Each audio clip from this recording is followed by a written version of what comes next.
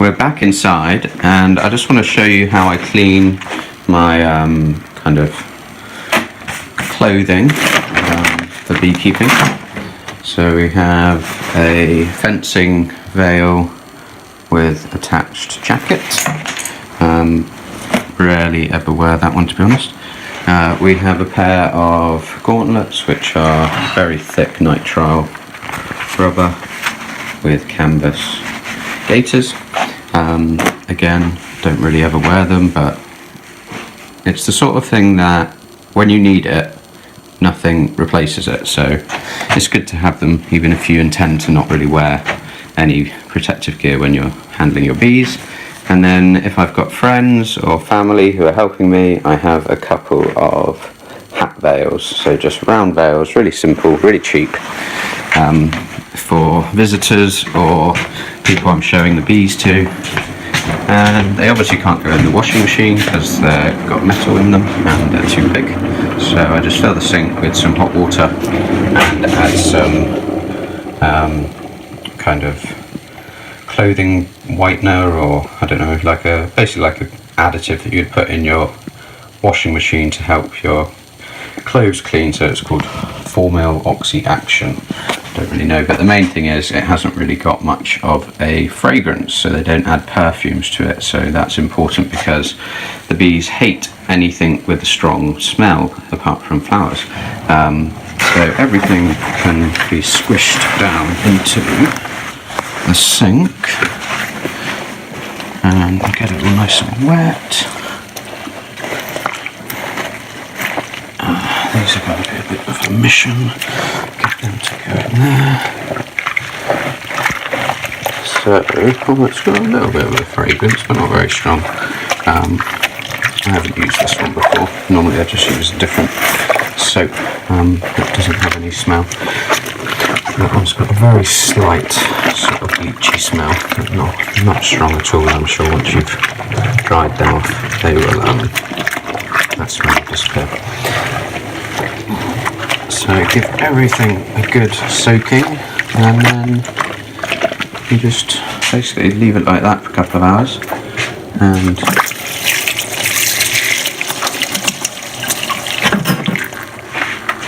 that will clean your clothing.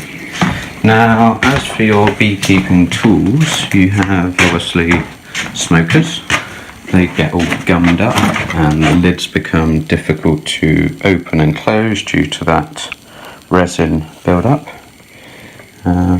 So give them a little clean with some alcohol, or you could use petrol, I suppose, if you wanted to, but I hate the smell of petrol getting on my hands, and it's not really great for your skin, seeing as it's carcinogenic. And then we have beekeeping brush. So the bristles get a bit dirty throughout the season just from being laid around in the shed, and the wood can deteriorate a bit. It looks like it's been damp at some point and got a bit of mildew on it, so that will get rubbed down and a bit of a varnish put on it. Same for that handle of this beekeeping tool. So the metal work will get cleaned with some wire wool, and the handle probably just sanded and painted with some varnish. And obviously the most important tool, the classic, or probably not classic, I don't know when it was invented, Hive tool. Now this year, because my boxes last year were getting a bit sort of marred from the Hive tool being a sort of a square edge, that's out of focus. I'm going to actually sharpen that edge by rubbing it on stone this year and just sharpen it up so it fits in between the boxes a bit easier. And then cleaning it up, wire wool on the steel bit, and then where the paint is chipped off on here, just give it a little sand, and then you essentially just dip it into a bucket of paint up until, well, there, and then that will recoat that side with paint. Now you might wonder why you've even got paint on it. That's just to make it easier to see when it's laid around in the bed. So it's not just a piece of metal, which could look like anything. It's a bit easier to see.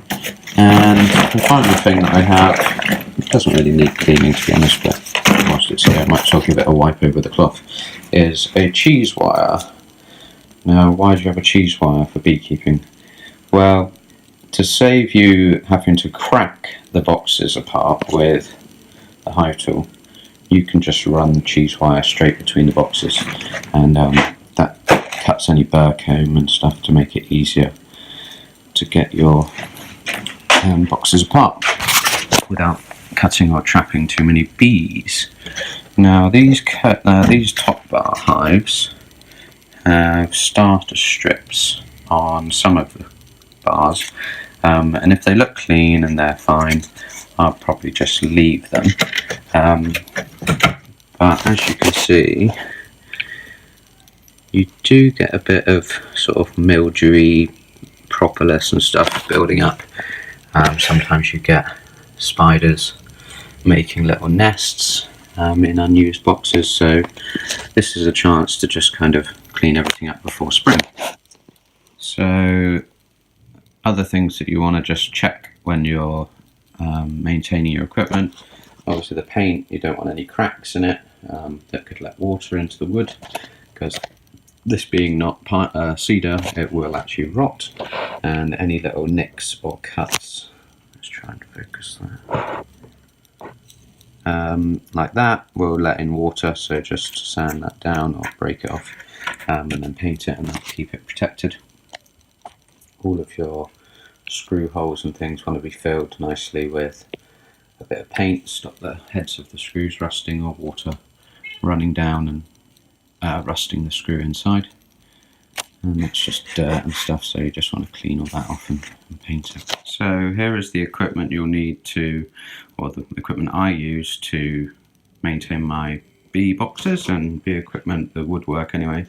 Random orbit sander, you can just get these in the sale, probably at the big box store. This is off-brand, it's just a home brand. Wix is a shop a bit like home, what's the shop in America called? Lowe's or Home Depot. It's just like an own brand version, so it's cheap. I think I got that one for about 15 quid. Sandpaper discs. I recommend not going too coarse. I use 240. I think a 120 is a bit too abrasive. It takes the paint straight off, whereas I just want to knock down any high spots and just key it for another coat of paint. And a 2-inch paintbrush. Anything smaller than that probably would work, but anything bigger than that I think's a bit too big. And obviously roller. So roller for all the big flat sections, like the roofs, and then the paintbrush for all of these sort of intricate areas. They're a bit more tricky to get with the roller. And one other thing that's not on the table that I'd probably recommend is a sanding block or just some hand sandpaper, because obviously again the intricate areas on the boxes, it's difficult to get in there with the random orbit. Okay, so we started cleaning out the boxes. As you can see between those nails there, you get a build up of dirt and things, so I just go along and scrape them out. You don't have to be too attentive. And I don't know if you can see that, we've got a cobweb kind of in the middle there. Let's try and clean that out. Just make the bee boxes a little bit nicer when the bees go in them a bit later on. So that box is nearly done. I'll probably just turn it on its side and scrape the walls, and the combs are just there. I've scraped the tops of them. The actual underside was fine. On to our next box, so we'll just start on one side.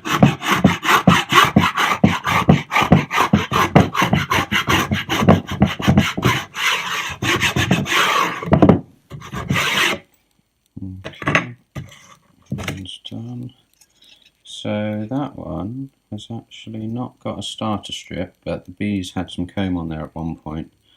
I must have cut it off, and that is actually adequate for, sorry about that, just had a parcel be delivered. So what was I saying? Yeah, that will actually be adequate for the bees to build a comb on there, so you don't have to worry about kind of cleaning that up and putting a fresh starter strip in. That will be fine. They'll work that, no problem at all. Okay, moving on, we've got another one.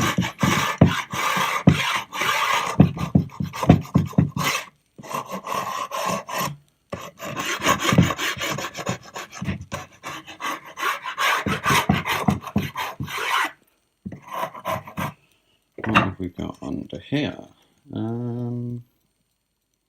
So that one is a bit sort of more intermittent. Now you can probably leave that. I'm not sure. I wouldn't leave that, but you could leave that, I reckon, and they would still build off of it. I'm a little bit more anal about it, so that one I'm going to clean up and put a fresh starter strip in it. So the other one, the comb sort of piece was left the whole way along. This one, it's not done that.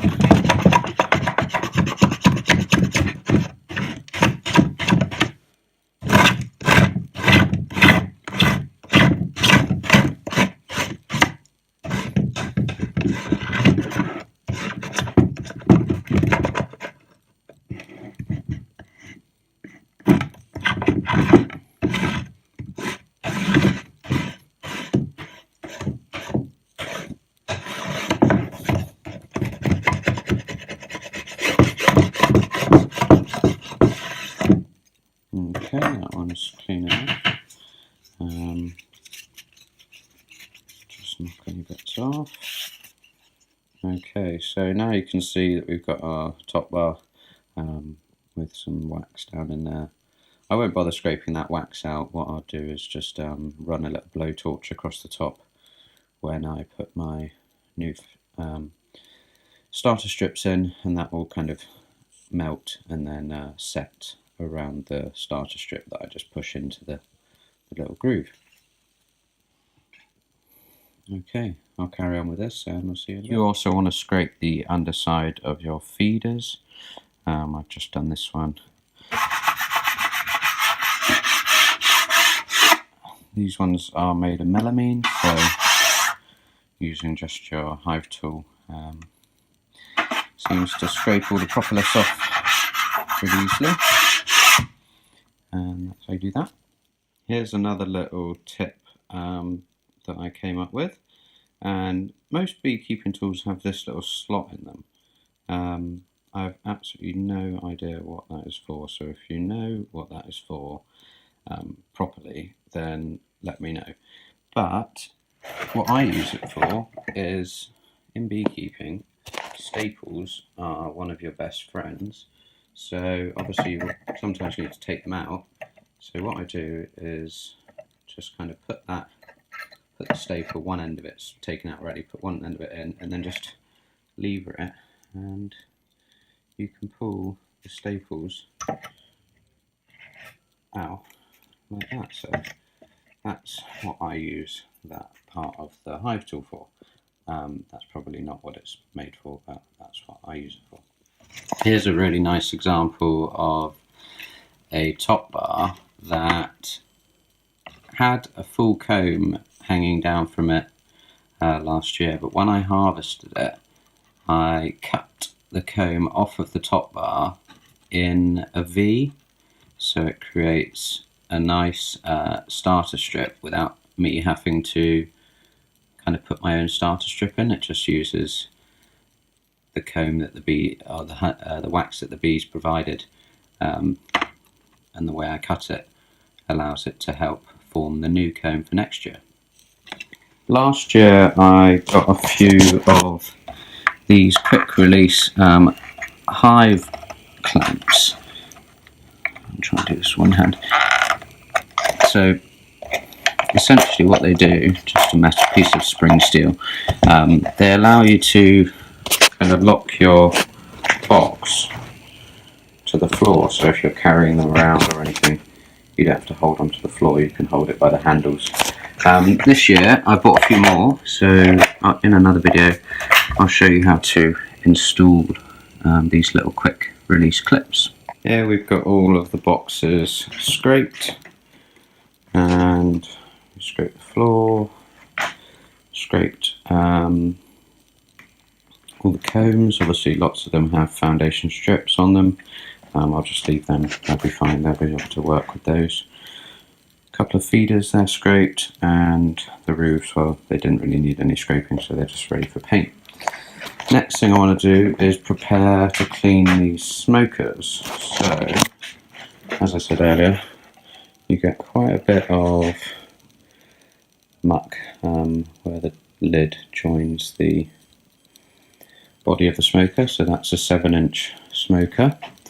And then this one is my most used smoker, which is actually, although it looks pretty much the same, it's the 7-inch.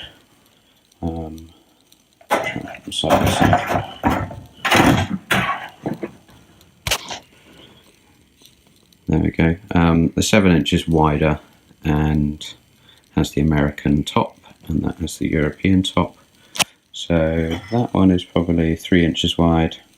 That one's probably 4 inches wide. Now, not only is it narrower, it's also got a raised baffle, so the smoker actually only goes down this far. So this is essentially 4 inches inside that you can put fuel. Now, some people say, oh, why do you have such a tiny smoker? But if you've only got a small apiary, you don't need a huge smoker. I mean, I see people who've got 1 or 2 beehives and they've got a 10-inch smoker. And I mean, for starters, you're having to fill it up with more fuel. Some people say, oh, it creates a cooler smoke. But if your smoker's got the right fuel and you're not puffing away on it too hard, it won't be hot smoke anyway. So what we need to do is clean these up, is take the bellows off. So these are just held on by 4 little Phillips screws. Just unscrew those, take the bellows off, and then that whole unit, lid, cage, everything, it's all made of metal. So it goes into a tub, and you can just soak it in alcohol, methylated spirits, or petrol. But today I think I might use engine cleaner. I'm not sure. I'll go and see if I've got any methylated spirits. If I do, I'll probably use that, and that will just eat up all that tar and bring those smokers back to a nice shiny finish again. Obviously it won't take away the sort of colour change that the metal has gone through. That's permanent. I've taken the bellows off, so those are the 2 bellows.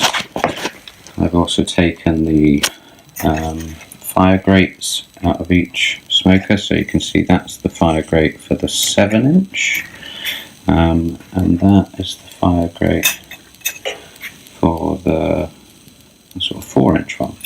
So you can see that sits in the bottom of there and takes up a bit more space than the 7-inch one, which sits a bit lower to the ground. So again, it's smaller in diameter and also smaller in height. But I think that size smoker is perfect for probably up to 10 hives. That one would go up to, say, 20 hives, and then the big 10 inches, I mean, you could do a full 50 hive apiary with that size smoker. So for people who are wanting to buy their first smoker, don't get a 10-inch. It just looks ridiculous. We've got them in the bucket now. Everything fits. It's too dark. It's just a 5-gallon bucket.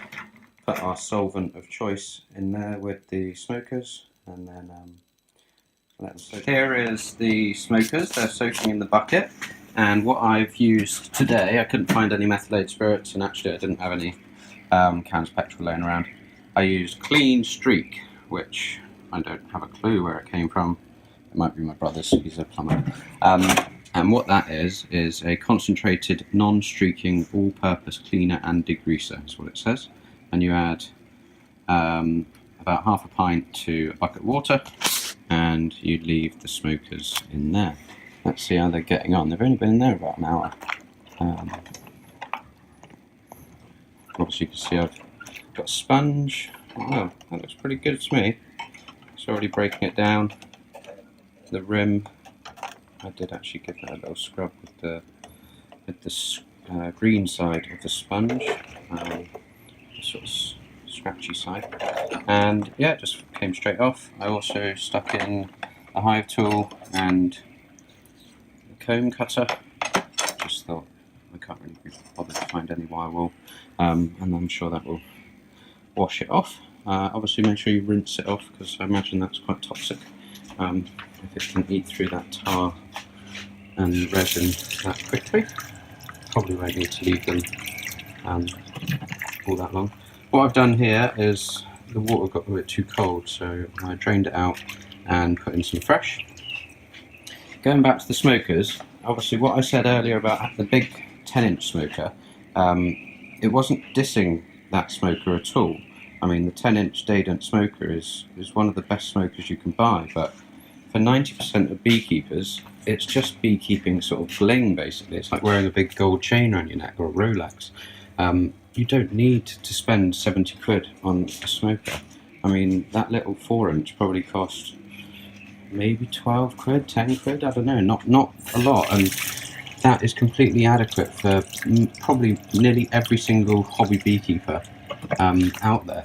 The 10-inch Dadant is just overkill. I mean, that's designed for commercial beekeepers with massive hives or massive apiaries. It's not designed for the hobby beekeeper who's got 2 hives or even 10 hives. I mean, that little one will do 10 hives.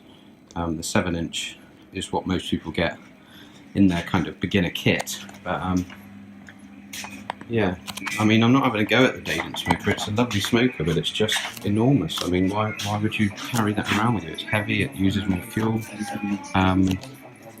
Yeah, anyway, I'm not having a go at it anyway. I'm just sort of saying, really think about it before you spend 70 quid on a smoker. So I've rinsed off the kind of clothing and gloves twice with some hot water, just fresh hot water, to rinse off any residues from the cleaning products, and now we're going to hang them out on the washing line and let them just dry in the wind. There we go, so they'll be dry in no time, and they're all ready to go for spring.